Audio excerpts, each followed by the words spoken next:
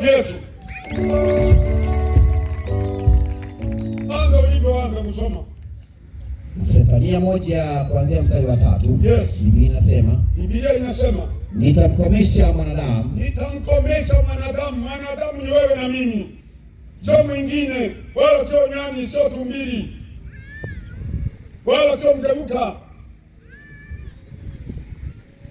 Nitamkomesha mwanadamu, anasema mtu wa hapa na wa Majimoto na wa dunia nzima. Mungu anasema nitamkomesha mwanadamu kwa sababu ameleta neema, amekataa. Ameleta mwanga, amekataa. Ameweka nuru, amekataa. Amependa kukaa gizani. Bwana Mungu amesubiri siku ambayo aliyoiandaa. Atakukomesha, atanikomesha kama ninasema nimeokoka, lakini mambo yangu ni chenga.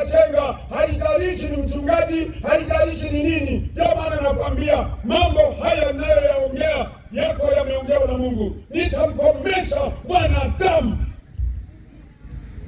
pamoja na mnyama na ndege wa angani.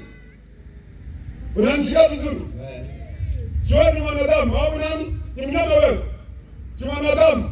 Sawa, ikatae Injili, lakini amesema atakukomesha, atanikomesha kama nitakuwa ninahubiri, lakini huku ndani nina mambo yangu. Haijalishi unakwenda kanisani, nahubiri leo na watu wanaokwenda kanisani na watu hawaendi kanisani na watu wanaitwa wachungaji kama Samsoni. Mungu amesema nitamkomesha mwanadamu. Hajabagua mwanadamu aina gani, lakini Mungu anasema nitamkomesha mwanadamu ambaye ni mbaya. Mbaya ni mtu anayemdharau Mungu, ni mtu anayemkataa Mungu. Huyo ndiye anaitwa mbaya, maana uumbaji wa Mungu wewe, Mungu anataka umwabudu, Mungu anataka umheshimu, Mungu anataka umjue kwamba yeye ndiye aliyekuumba, anataka umtumikie. Yaani Mungu kukuweka ukaa hapa duniani sio kwa hasara, lakini umekimbilia kwenye giza.